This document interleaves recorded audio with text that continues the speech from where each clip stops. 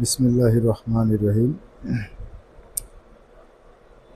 সর্বস্তরের সবাইকে আমি প্রথমে জানাই সালাম, আসসালামু আলাইকুম।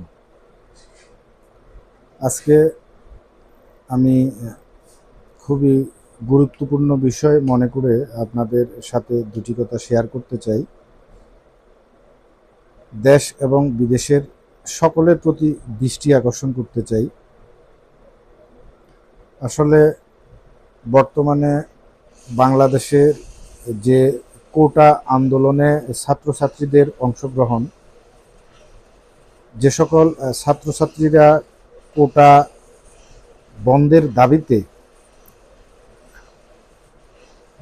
কোটা নিষিদ্ধকরণের দাবিতে বা কোটা সংস্কারকরণের দাবিতে যে আন্দোলনটি দেশে চলমান আছে, আমি বলবো যদি দেশের চিন্তা করে এমন কোনো লোক থেকে থাকে তাহলে ছাত্রদের পক্ষ থেকে প্রতিনিধি হয়ে সরকারের সাথে বসে একটা সুষ্ঠু সমাধানের প্রক্রিয়া যাতে করেন। হ্যাঁ, আপনারা বলতে পারেন যে বর্তমানে এই ছাত্রদের কোটা আন্দোলনের বিষয়টি সম্পূর্ণ হাইকোর্ট আদালতে আছে।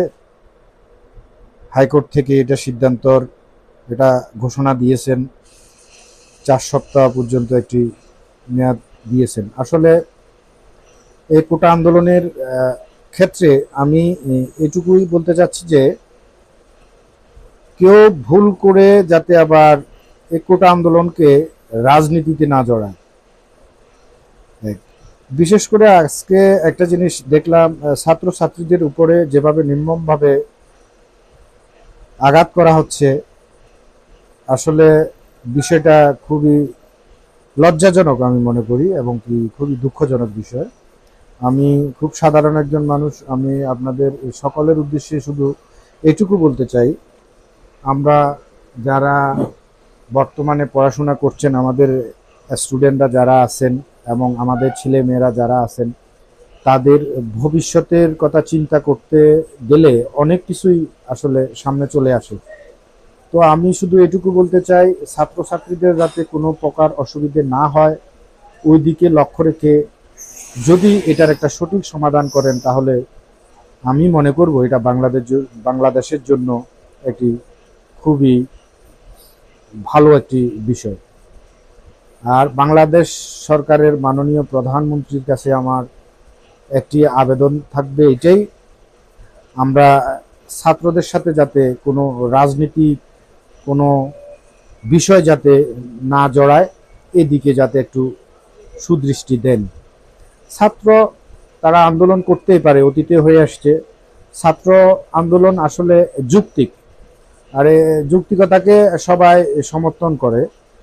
বিশেষ করে বর্তমানে আমি মনে করি বর্তমান প্রজন্মের যে ছাত্রছাত্রীরা আন্দোলন করছেন এরাই আগামীর ভবিষ্যৎ। তো সুতরাং আমি জোর দাবি জানাচ্ছি যাতে আমাদের ছাত্রছাত্রীদের কোনো প্রকারে অপমান অপদস্থ না করা হয়, তাদের বিরুদ্ধে যাতে কেউ ষড়যন্ত্র করে রাজনীতির দিকে ঠেলে না দেয়। এই আন্দোলন শুধু ছাত্রছাত্রীদের আন্দোলন, তাদের ন্যায্য অধিকারের আন্দোলন। এই আন্দোলনের সাথে যেন কোনো প্রকার থার্ড পার্সন, বামপন্থী বলেন, ডানপন্থী বলেন, যে পন্থী বলেন, আমি স্পষ্ট বলতে চাই ছাত্র আন্দোলনের সাথে কোনো প্রকার কোনো দলীয় রাজনীতি যাতে না জড়ায়, এদিক প্রশাসন যাতে যথেষ্ট খেয়াল রাখেন।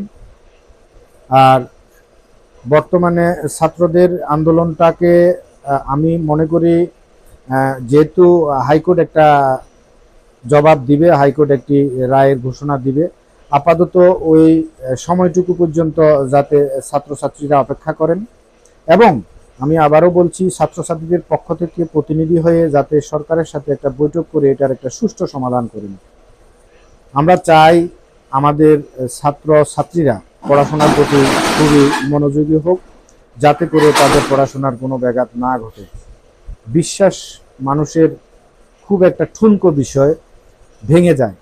তো আমরা চাই না ছাত্রছাত্রীদের মনের ভিতরে যে একটা বিশ্বাস আছে, বিশ্বাস জিনিসটা নষ্ট হোক। বিশ্বাস জিনিসটা ঠিক রাখার জন্য আমাদের যা যা করণীয় দরকার আমি মনে করি তা তা করা উচিত। আর বিশেষ করে বর্তমানে যে কোনো কিছুই আন্দোলন ছাড়া কোনো কিছু কি সফল হওয়া সম্ভব নয়, কথাটা আসলে একেবারে মিথ্যা। আন্দোলন ছাড়া অনেক কিছু সমস্যার সমাধান সম্ভব। আমি বলছি আন্দোলন নয়, টেবিল বৈঠকে যদি কোনো সমস্যার সমাধান হয় তাহলে এটাই সবচেয়ে ভালো হয়। আর কোটা বিশেষ করে আসলে এটা তো অনেকেই আমি মনে করি বুঝি না, আমরাও বুঝি না, অনেকেই বুঝে না। তো কোটা হচ্ছে পিছিয়ে পড়া কিছু জনগোষ্ঠীর জন্য একটা সুযোগ প্রদান করা।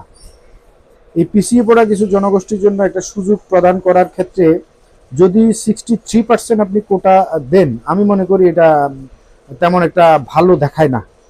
হ্যাঁ, যেহেতু সবাই বিশেষ করে আমি দেখতেছি মানে কোটার পক্ষে তেমন দেখা যাচ্ছে না, কোটার বিপক্ষে অনেক লোককে সমর্থন করতে দেখা গেছে।